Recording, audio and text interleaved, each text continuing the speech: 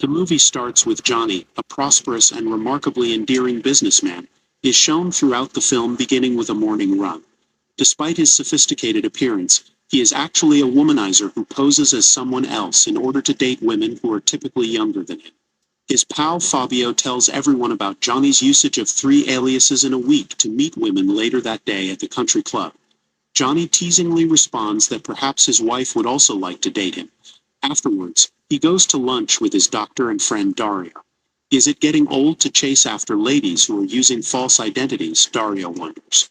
Reminding him that he's nearing 50, he proposes his pal settle down with one mature woman. And just then, a call comes in and cuts them off. Gianni says it has to do with his mother. Dario is happy and hopeful that they have made up. But his pal tells him straight out that his mother died.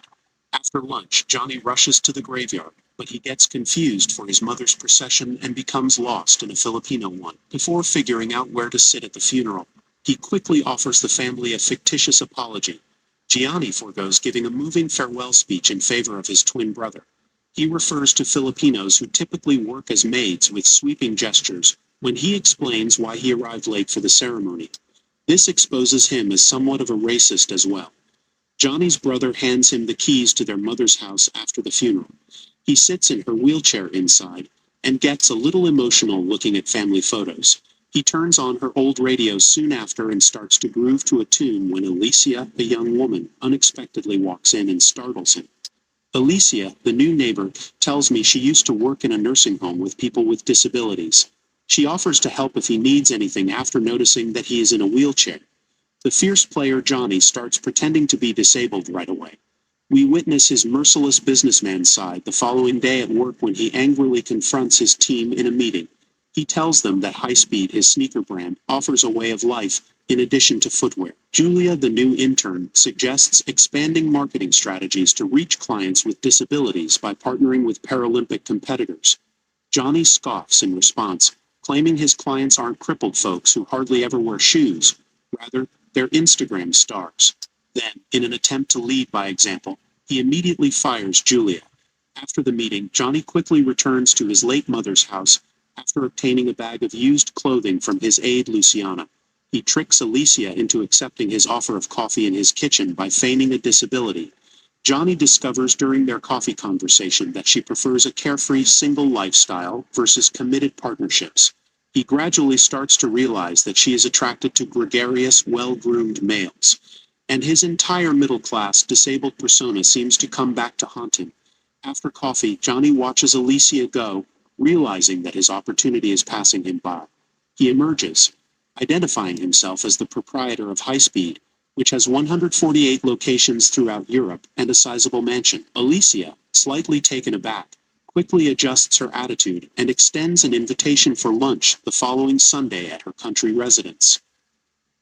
When he gets to the address on Sunday, he chooses to park far away.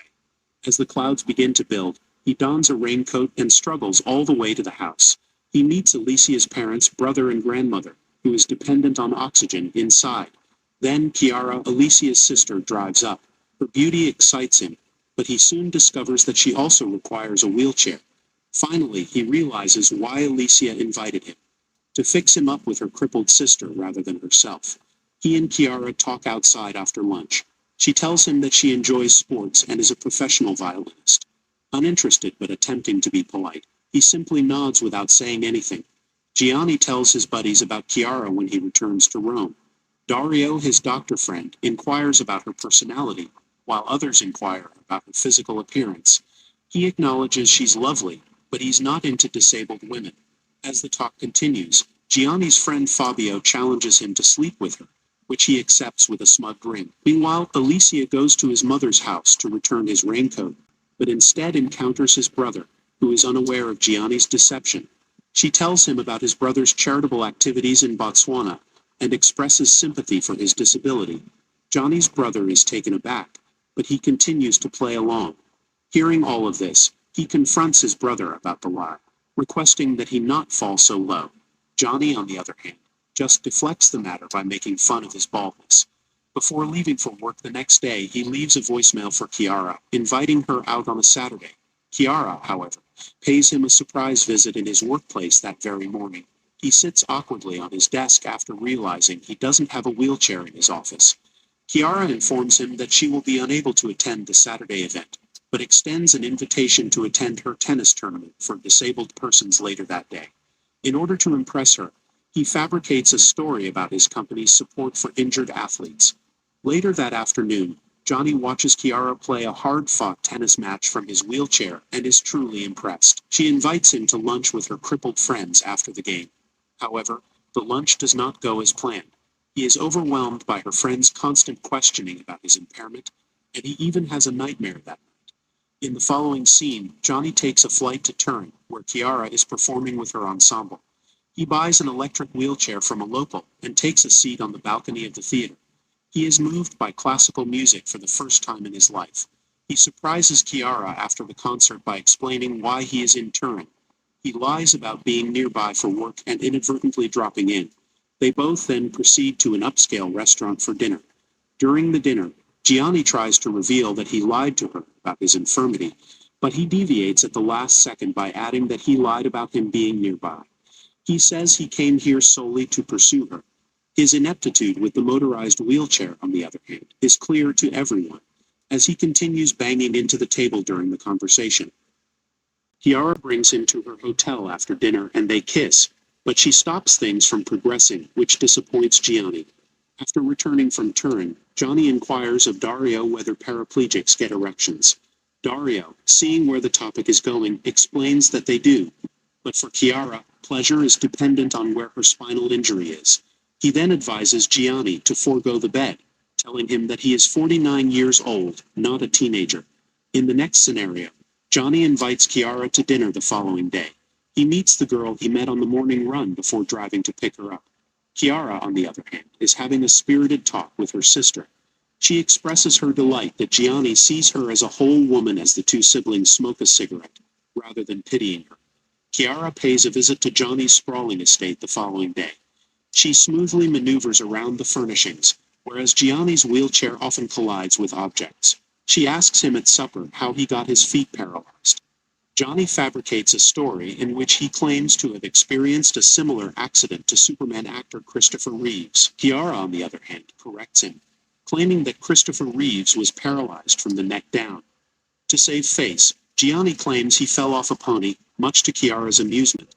She then relates her personal account of the terrible vehicle accident with caution. Her passenger just fractured his clavicle, and her violin in the next seat was barely touched. But in an unfortunate turn of events, she lost the use of both of her legs.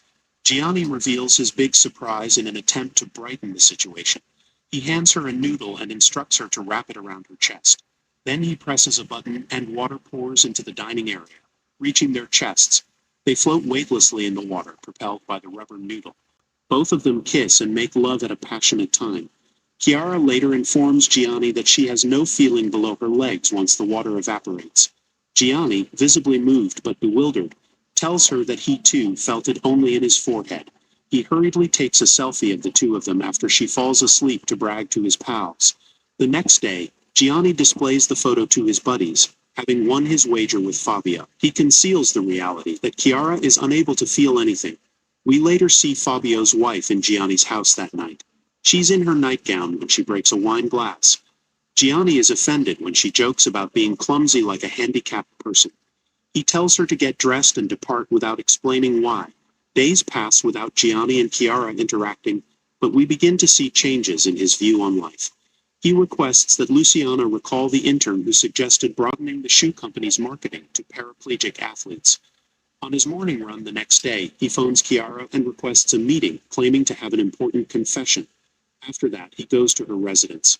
Chiara leads him to her room and requests that he wait while she finishes her violin practice. He views images of her when she could still use both of her legs for the first time since they met. He stands to confess, but sits down before she turns around, burdened by the lie. Chiara notices Gianni is less twitchy than normal, and believes he's becoming better at using his wheelchair. She asks him about his confession after they kiss. However, he lacks the nerve to do so he immediately changes the subject. They then giggle nervously, as she recalls her ex-boyfriend abandoning her after her accident. Chiara admits with a heavy heart that lies and dishonesty pain her more than her injuries. Gianni is afraid after hearing this, so he decides to keep his secret to himself for the time being. Chiara then requests that he introduce her to some of his friends. As a result, he forces Dario and Luciana to accompany them to supper.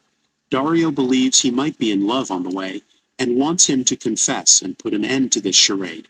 Furthermore, he threatens Gianni that if he does not confess, he or Luciana will.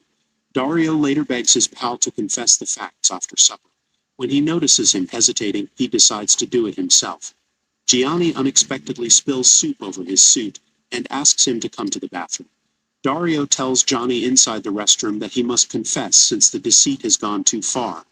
However, their talk is cut short by a restaurant employee. Gianni rushes to the toilet to conceal the fact that he can walk. He pretends to be paralyzed the entire night, and the reality is once again hidden. Johnny's brother pays Alicia a visit with flowers and exposes his brother's lies to her. She marches over to Gianni and slaps him, enraged by the deception. She then gives him a 2-day deadline to tell Chiara the whole truth. Later, our hero pays a visit to his estranged father, who turns out to be a womanizer as well.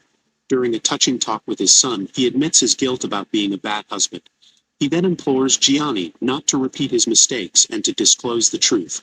However, the latter is afraid of losing her if the truth is revealed. He has obviously fallen in love with her. Their talk is cut short by an announcement about a journey to Lourdes, a well-known Catholic pilgrimage site in France whose holy water is said to have healing properties. This inspires a strange concept in the father and son. Gianni will accompany Chiara to Lourdes, pretend that the water has healed his fictitious infirmity, and win her back. Alicia, on the other hand, gently informs her sister that Gianni might not be the greatest match for her. Their talk is cut short when Gianni calls and asks her to accompany him to Lourdes. Alicia, surprised, asks her sister why they are heading to Lourdes. Chiara responds that Gianni might desire a miracle to happen. She's tired of hiding the truth, so she suddenly admits that she knows he can walk. She detected his awkwardness right away because she uses a wheelchair. Chiara admits that she continued to tell the lie because it felt nice to be loved, even if it was based on lying. In the following scene, the gang arrives at the sanctuary Notre Dame de Lourdes, where they are greeted by Father Walter, who is also Italian. He requests that Gianni meet him alone within the cathedral. When our hero arrives, Father Walter informs him that he is not crippled. Without waiting for an explanation, he urges Johnny not to stand in front of everyone, claiming that doing so will give people false hope and lead them to believe in miracles. Chiara wanders into the middle of the road, unconscious to the fact that a truck is approaching shortly after Gianni exits the cathedral. When Gianni notices this, he stands up and drags her away from the danger. Despite being scared, she plays along, believing that he can walk is a miracle. She then gets the bus and departs, sobbing. Back in Rome, Johnny's world begins to fall apart piece by piece. Fabio confronts him at the club, after discovering his wife's adultery. To make matters worse, Luciana has also resigned. Johnny seeks peace by visiting his mother's grave and expressing his affection for her.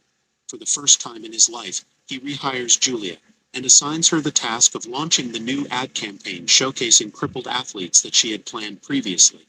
Johnny rushes to Chiara's parents' house, where he is accosted by her grandmother. He pours out his heart, explaining why Chiara hasn't returned his calls. The old lady, on the other hand, retorts that Chiara is too intelligent to fall for his sword, knowing just what guys like him want. Gianni then claims to be 50 years old, physically fit for his age, but emotionally a wreck. He then declares his love for Chiara, and resolves to be a better guy, breaking a vase in the process. Hearing this, the old lady adds that Chiara is taking a bus to Spoleto's Menotti Theater. She provides him the route and times, adding that if he hurries, he can catch her at Narni. But before he goes, she threatens him that if he ever hurts Chiara again, she will not hesitate to manufacture a real-life handicap for him. Fortunately, he makes it back to the bus before it's too late. Chiara, refusing to melt right away, points out that she doesn't need someone to feel sorry for her. She then completely disregards his pleadings and requests that the bus proceed. In the following scene, we see Gianni returning to Rome and running his heart out. He refuses to stop until his heart rate becomes too high, and he collapses on his knees. Chiara, on her wheelchair, greets him, much to his surprise. When he asks what she's doing in Rome, she mocks his earlier response by saying she was just passing through and happened to be looking for running trails in Rome. She embraces him and rides on her lap, choosing to forget the past. In the closing scene, Gianni, his brother, who is now dating Alicia, and Chiara's family all gather to celebrate Gianni's 50th birthday. The credits roll as Gianni dances softly with Chiara in his arms.